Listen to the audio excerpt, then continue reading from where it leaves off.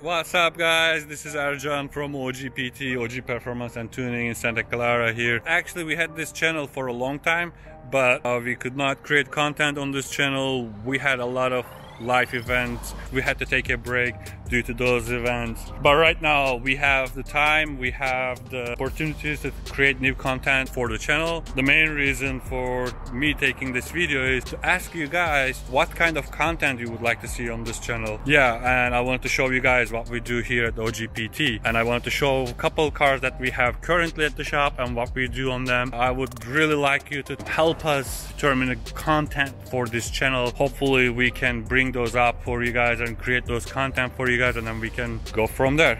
So I want to start first that mostly we do dyno tuning, which is custom tuning on dyno. We also do a lot of other software stuff on other cars or Euro cars, domestic cars, doesn't matter. But I want to start with all the cars that we have currently at the shop.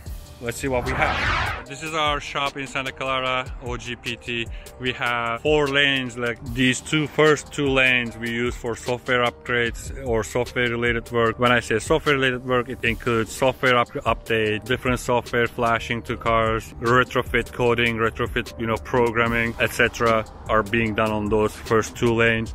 And we have a lift here. We use the lift usually for urgent issues or urgent fix needed on dyno or stuff like that, because we usually don't do any mechanical work on cars, at least not right now, and we are not planning to do so for a while. We are more focused on software and tuning stuff. And this is our dyno. Our dyno is Dynamax 5000 Pro. It can measure up to 2000 horsepower. It is an all-wheel drive and it has 4000 torque with 80 brake, like you can see here, basically right there in the front too. So basically actually we have 2 dynos here, but they're put together. What I like about this dyno is we don't need a bunch of computer setup around to run the dyno. We have small controllers installed on that wall, and we can control everything wirelessly from our iPad app, and even the fans or whatever dyno related is, we can control it directly from our iPad. Yeah, this is our dyno, and this is the shop and office area. There's a small office area which is not being used at all, almost a bench setup area on that corner and in here that we use for doing bench unlocks or bench programming on the ECUs when we need to. Sorry about this mess. This mess is related to that Mercedes and the E30 BMW. We will come to those. I would like to show you guys a couple cars that we have here. This M5 for example, and that E30. We have an N54 335 IS here. We have another 335 N54 single turbo. This IS is single turbo setup as well. They are both single turbo. We have a Golf R waiting some mechanic work done so that we can put it on dyno and start tuning it.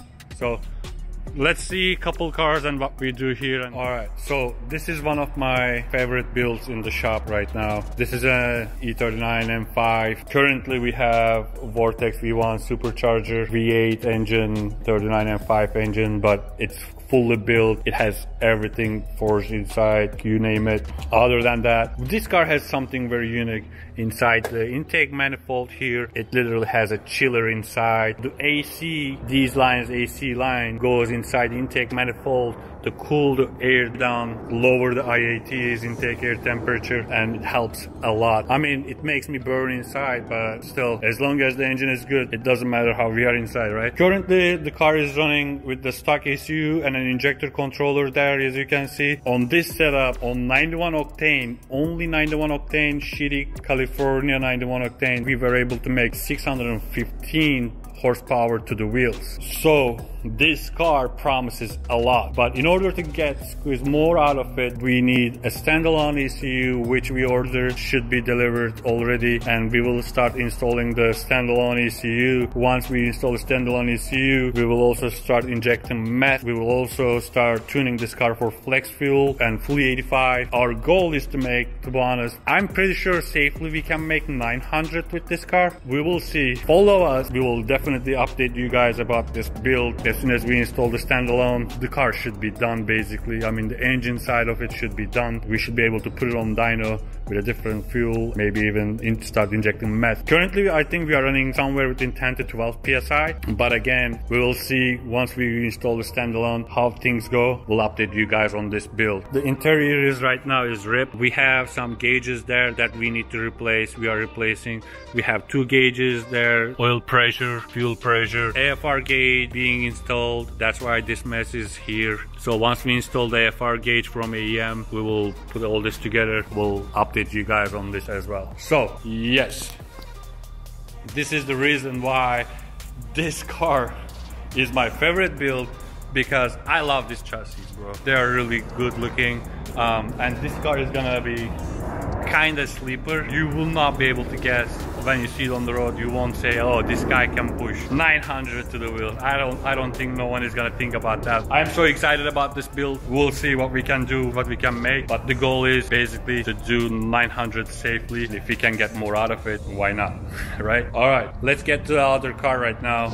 I call these old by gold. I love these chassis, E30 as well as the E39 we were just talking about. This car has M54 in it. This is my brother's car, by the way. He bought it like this. The person who bought it from put an M54 in it. If it was up to me, I would put an M52, but he got it with the M54 already. And I mean, bunch of stuff that was not done properly in the engine bay.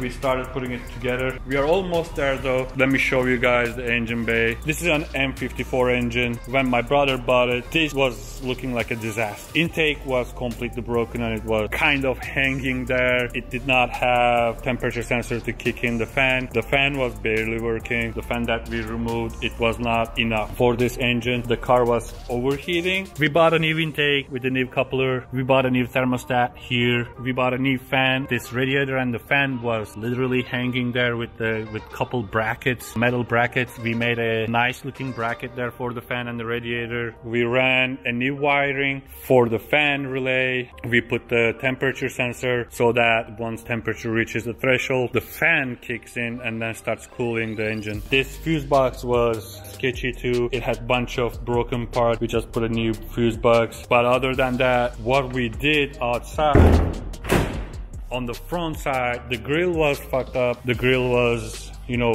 scratched. The headlights were very, very bad, very old, and they were not blacked out headlights. So we got a new set of headlights. We installed new headlights, new grill, new fog lights. So this trim actually we couldn't find in the USA, and it had to come from Turkey. We had to cancel the American side markers here in Europe. They don't have those side markers. But yeah, it's coming out pretty good. I am planning on putting this car on dyno as well, just to see what it's making and if we can get maybe something tiny bit more than what it's making already. We actually do have some plans too about restoring this car a little bit more on the advanced side, like do some exterior work and stuff like that. I mean, the car exterior, the body is not too bad. And also we put these tail lights as well, the old tail lights. They were really bad looking ones. We want to do more on this. We are gonna get these new logos. We are gonna probably change the wheels. We want to do a bunch of other stuff. But if you do have any recommendations, any suggestions, please comment below and let us know. We do need your help on this. We need some ideas. We need some suggestions on this car. This is the E30. If you do have anything to say about it, please do comment below and we will definitely take it in consideration. What else we have?